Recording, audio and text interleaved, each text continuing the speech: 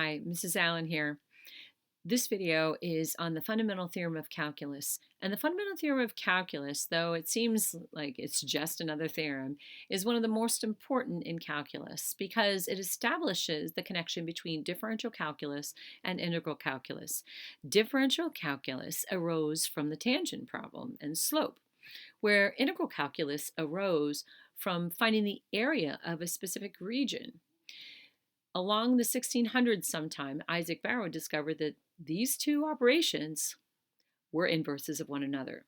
And with inverses, we know that in mathematics, there are many operations that go forward one way and then are undone or go backwards the other way, such as addition and subtraction, multiplication and division, squaring and square rooting.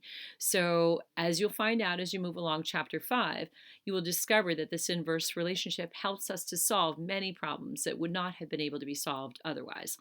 So we're going to start off with an integral as an accumulation function in this first video. And at the end, I'll have a little quiz for you to take, and we'll see you at the end of the video. Okay? Thanks. Bye.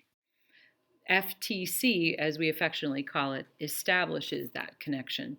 So our objectives in this section are to apply the fundamental theorem of calculus part 1, and then to use the fundamental theorem part 2 to evaluate integrals.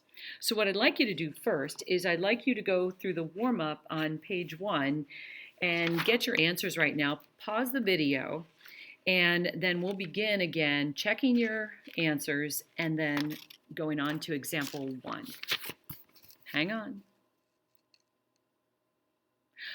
Okay, so we're back. So let's check over the warm-up to see, recall that when we talked about area in section 5.1, that we found the area of the graph geometrically by looking at the first shape as a triangle. So the area would be 1/2 base times the height, and we would get 1.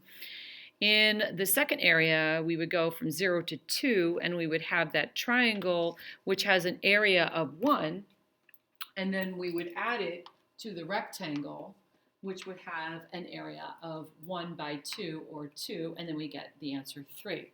We would continue to add the areas as we go left to right, 1 plus 2, and then the last one looks a little bit bigger than 1, so I'm going to say 1.3, and so we get an answer of 4.3. But the last one can vary, it's just an estimate. And then the area is approximately 3, again, because then in this one, we have these two areas kind of cancel each other because that's positive and negative. So you go back to the integral from 0, or the area from 0 to 2 or 3. And in the last one, we have more area that will cancel, but we say that it's approximately going to be 1.7, given some positive area from 0 to 3, and then all of the negative area from 3 to 5. So in this section, we're looking at g of x as the integral from 0 to x as x would vary, as x varies. So g of x is equal to the integral from 0 to x of f of t dt. And think of it as an accumulation function that gives the total area from 0 to x, the total area. So here we go with example 1. So with example 1, we start off with the graph, and we say if f is a function whose graph is shown, evaluate g of 0, g of 1, all the way up to g of 6. So the function is an integral function, and you have to get used to having equations now that are written with the integral. So we have g of x is equal to the integral from 0 to x of f of t dt. So x is the upper limit of integration. So the first thing we do is we look at, some of our rules. This came up. G of 0 is the integral from 0 to 0 of f of t dt. And that would simply be 0 because there is no area, because the width of the interval is 0. Then we have g of 1, and as I'm writing these down, I've written these down already, so if you need to pause the video, please pause the video. But g of 1 is equal to, well, you look at this area then from 0 to 1, we're talking about this triangular region. So that is equal to 1/2 the base times the height. So it's just going to be 1/2.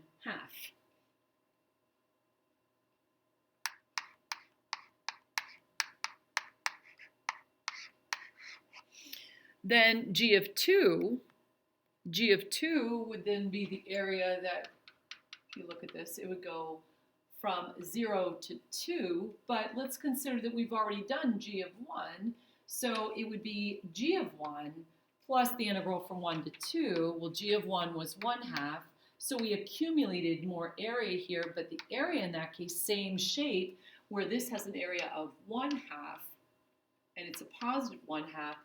The lower triangle has an area of negative 1/2, so that would be 1/2 plus negative 1/2, which is equal to 0. Then we have g of 3. The g of 3 setup would mean that you're taking, I'm going to switch colors here. So now I've got this triangle here. I'm going up to an x value of 3. So g of 3 is equal to what we got for g of 2. So I'm going to put that here at the end. G of 2 would be 0, plus then we have the area from 3 to 2, and that would be here to here, or 2 to 3, I'm sorry. So that would be negative 1/2.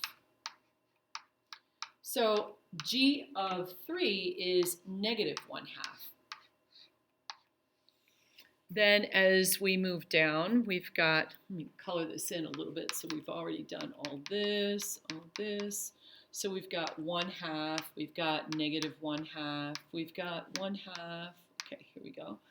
Okay, and then I'm going to switch color again. Let's go to green. So then now I'm at g of 4. G of 4 is g of 3, so that's negative 1/2 plus the integral from 3 to 4. Well, the integral from 3 to 4 is positive 1/2, so that's going to be positive 1/2.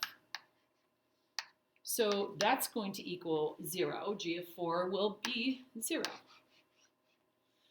Scrolling down a little further, let me see, I have g of 5. G of 5 will then equal g of 4, so that's equal to 0, plus the integral from 4 to 5. So if I go from 4 to 5, I'm going to be adding on, let me see, this black, I've got a triangle here, but then I've got a square that's 1 square unit plus 1/2. So that would be 3/2. 1 plus 1/2, 3/2. So at that point, we get 1.5. 3/2 is 1.5 for g of 5.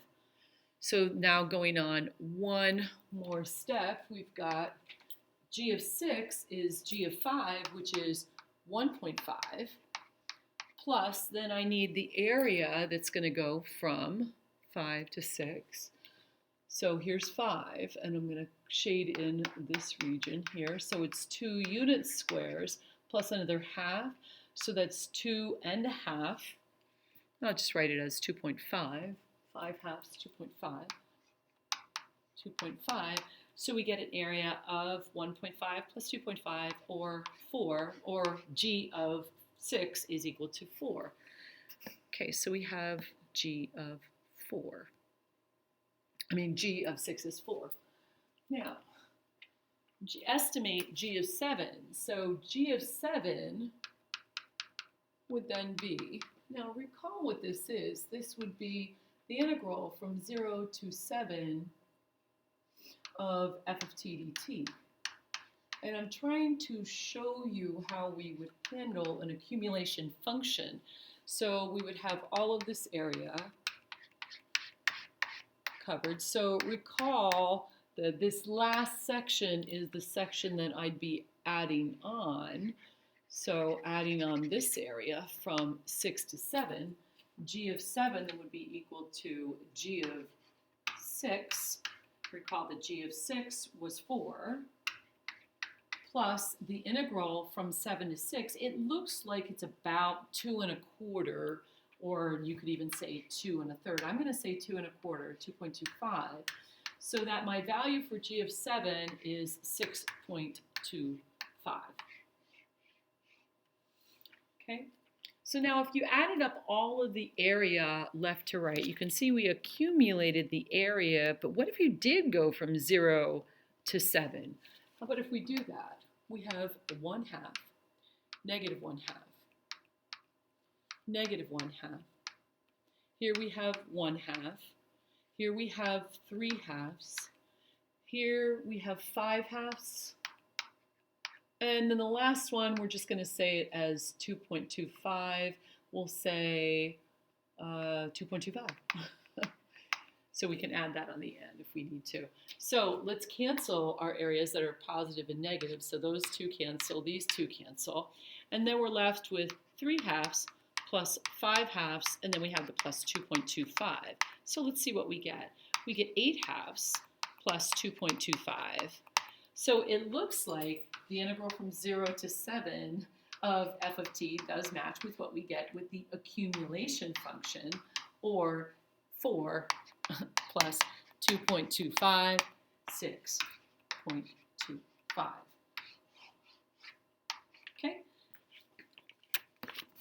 Right, that's it for this video. And we'll pick up on part 2 with the next video.